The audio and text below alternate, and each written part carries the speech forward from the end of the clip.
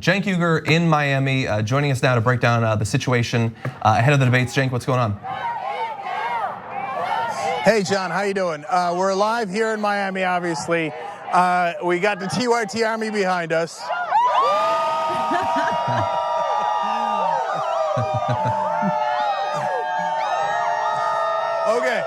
Okay. Bring it down. So there's a lot of different supporters and protesters and unions out here. You've got people trying to shut down what's happening in Homestead and a disaster. And over there is where they're going to have the debate at the Arts Center. And Anna and I have been in there already. We talked to some of the press, including Ed Henry from Fox News. He says hi to the TYT Army. Okay.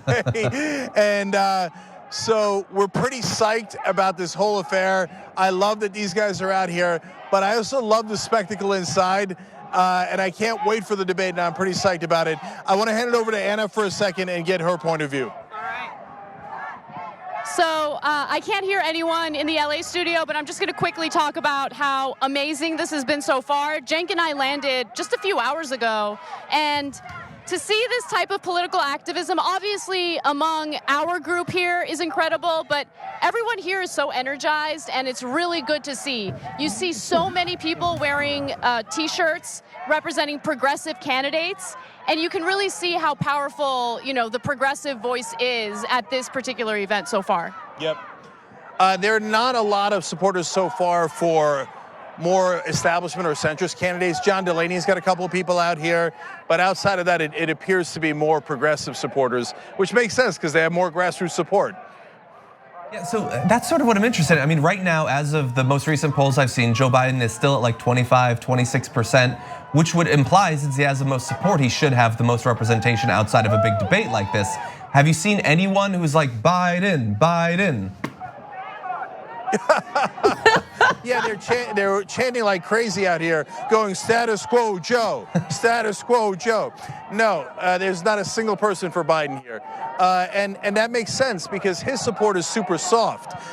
It is people who generically know him and they know his name and they have good feelings towards Obama and Biden together, but they're not motivated to come out. Nobody's like, oh my God, I gotta make sure Joe Biden wins so that he'll take corporate donations from Republicans and Democrats, right? So the people in the streets are almost all progressive. And so I know that you're planning on attempting to talk to some of the candidates later on. Anything in particular, we have to wait until we actually see the debate to know for sure, but anything in particular you wanna get some of these candidates on the record on? Well, so some of the people who signed the pledge, like Marianne Williamson, are going to come talk to the TYT Army in a little bit. And Andrew Yang's going to come tomorrow, which is kind of amazing because he's got to do the debate tomorrow. So he's going to come out here right before he does the debate. When we're in the spin room later, obviously we want to ask them about the pledge for those who are still on the fence, whether it's people like Kamala Harris and Booker and Gillibrand who've said things that are aligned with the pledge, so I don't know why they wouldn't sign it unless they don't want to fight for those things. So we'll ask them.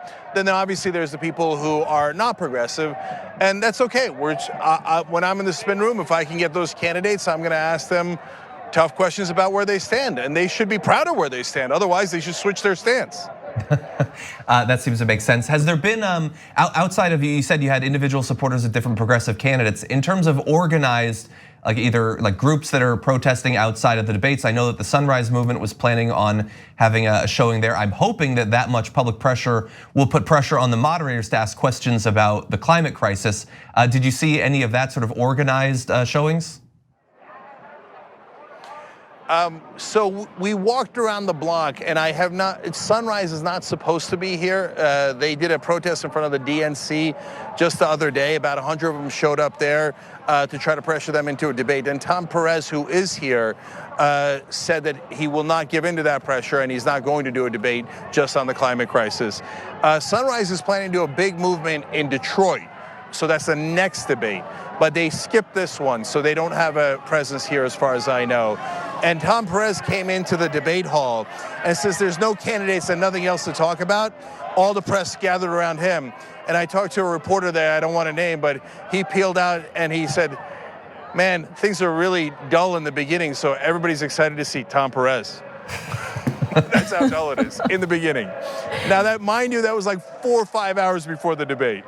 Okay. Hey, Cenk, so since we're here in LA, we're not out there seeing anything. Anything surprise you or shock you so far as what you've seen since you've been in Miami, or everything just looking good and kind of what you expect? Yeah, I don't know what I expected. I'll ask Anna too, but so far I think I would have expected a little bit more candidate supporters here because of what we experienced in Iowa. In Iowa, there was arguably a lot more supporters, and that was a much smaller event. There seems to be more organized protesters, like from the unions, et cetera, than there are for the candidates. And outside of that, I just, it's a great question, Brooke, because I feel like I'm trying to figure out, has it started yet or has it not yet started? Because it is like 2 hours and 20 minutes before the debate. So I don't know if all of a sudden, name a candidate, Klobuchar supporters are going to swarm here. Unlikely, but you never know. But so far, it's a little bit more subdued than I would have expected. Anna, what do you think about your expectations and what it is? So I'm going to get to the politics in just a second, but it's so hot that I'm starting to understand why some people in Florida act the way they do. You know how like heat can make you like angry at times? But anyway, no, this has been, look, I can't compare it to Iowa because I wasn't in Iowa. So for me, this is like, wow, this is so electric, it's amazing. And it's been a really great, it's been great in my perspective so far. And I just love seeing how politically active people are. I don't remember seeing this in the last general election. There was a lot of anger, there were a lot of conflicts, but there are people here who are just so passionate about not just the candidates, about the issues. So right in front of me, there's a wall. It's like a fence to make a point about the children that are being kept in the cages. And they have quotes of what the children have told the press. One quote says, "I cried every day because I didn't want to be there." Like, it's just a really creative way of getting a message out. And I just like that they're focusing on the issues along with the candidates, because that's what really matters, the issues, the policies. Yeah, and one more thing, guys. In 2016, when I was in front of the debates, it was really just two camps, obviously. It was Hillary and Bernie. And here, it's more bedlam, right? It's just a creative, chaotic mess, but in a kind of a fun and interesting way, because there's so many different candidates. And we should enjoy this while we have it, because the field is going to get winnowed pretty quickly, because less and less people are going to make the debates as we go on. So I like this creative mess that we're seeing here. And look, we got a big presence here, not just with the TYT Army, but as we walk through Beto supporters and Tulsi supporters and Warren supporters. Honestly, they all said hi, right? And so keep in mind that as sometimes we tweak some of the candidates because that's our job, we still got a lot of love in those communities. And so it's great to see Beto supporters so animated about the Young Turks. And so it's hard to see that unless you're in the field. And it's great to see it here. Yeah. So you guys want one chant before we go? Yeah, let's hear we it. do. What do you got? All right, they want a chant, guys. You guys ready? All right. What do we got? TYT sign the pledge?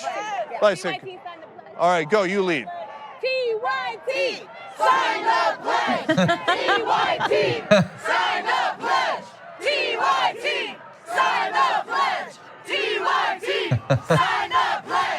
TYT sign the pledge.